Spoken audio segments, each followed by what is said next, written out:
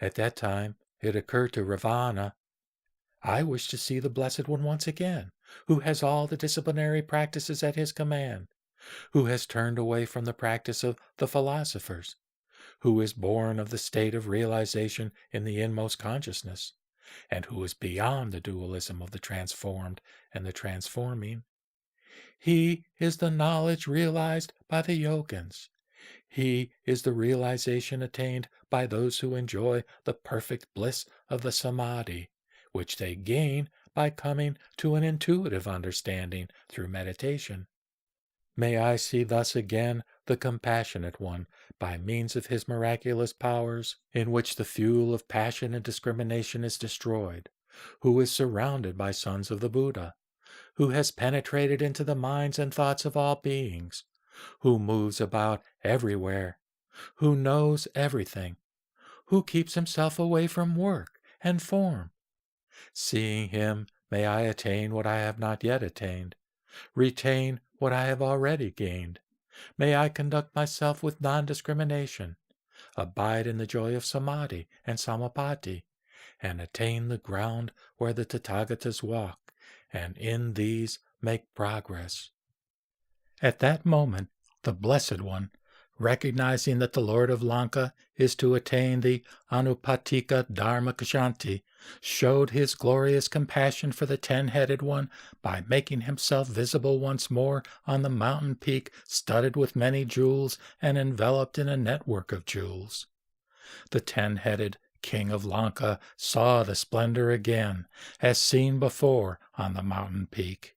He saw the Tathagata, who was the Arhat and the fully enlightened one, with the 32 marks of excellence beautifully adorning his person, and saw also himself on each mountain peak, together with Mahamati in front of the Tathagata, the fully enlightened one, putting forward his discourse on the realization experienced by the Tathagata in his inmost self, and surrounded by the yakshas conversing on the verbal teachings and stories of the Buddha.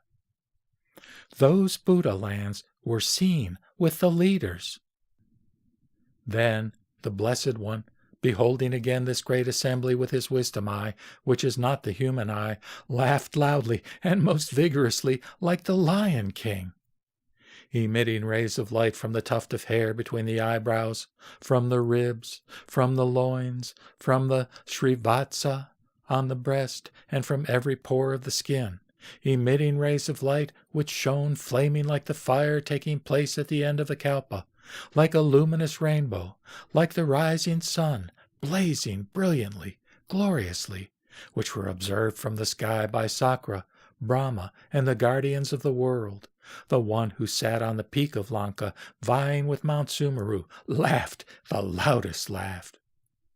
At that time, the assembly of the bodhisattvas, together with Sakra and Brahma, each thought within himself, For what reason, I wonder, from what cause does the Blessed One, who is the master of all the world, after smiling first, laugh the loudest laugh?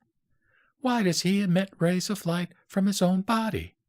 Why, emitting rays of light, does he remain silent, with the realization of the truth in his inmost self, and absorbed deeply and showing no surprise in the bliss of samadhi, and reviewing the 10 quarters, looking around like the Lion King, and thinking only of the discipline, attainment, and performance of Ravana?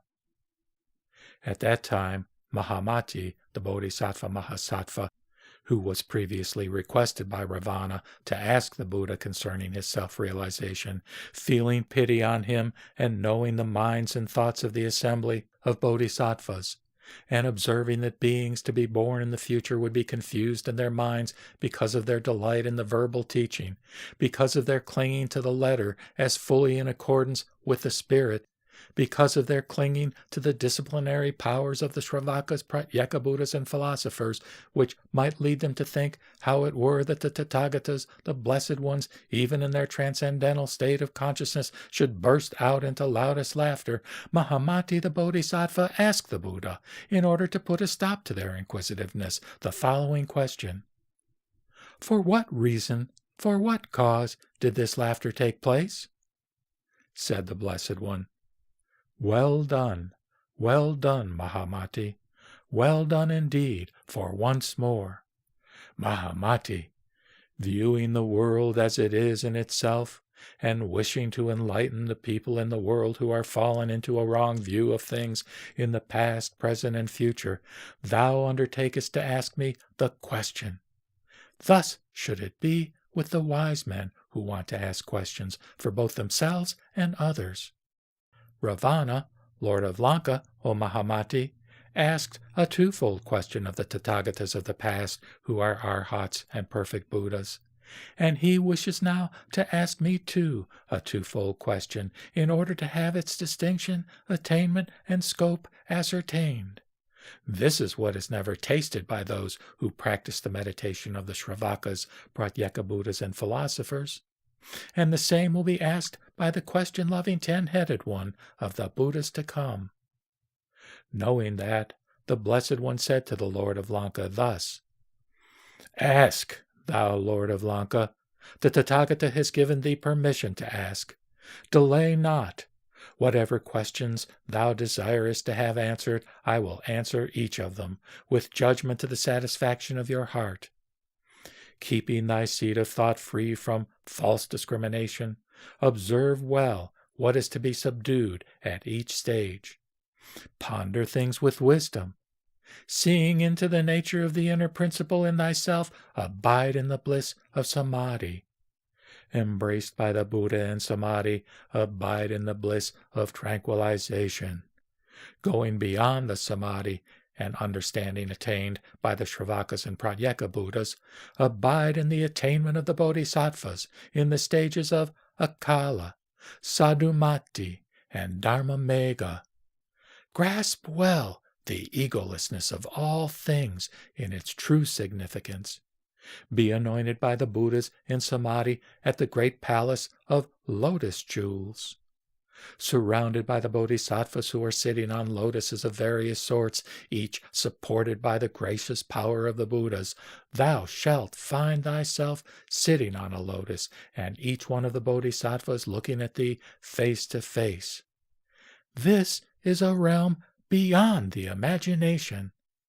Thou shouldest plan out an adequate plan, and establish thyself at a stage of discipline by planning out such a plan as shall include all kinds of skillful means, so that thou comest to realize that realm which is beyond imagination, and thou shouldest attain the stage of Tathagatahood, in which one is able to manifest oneself in various forms, and which is something never seen before by the Shravakas, Pratyeka Buddhas, philosophers, Brahma, Indra, Upendra, and others.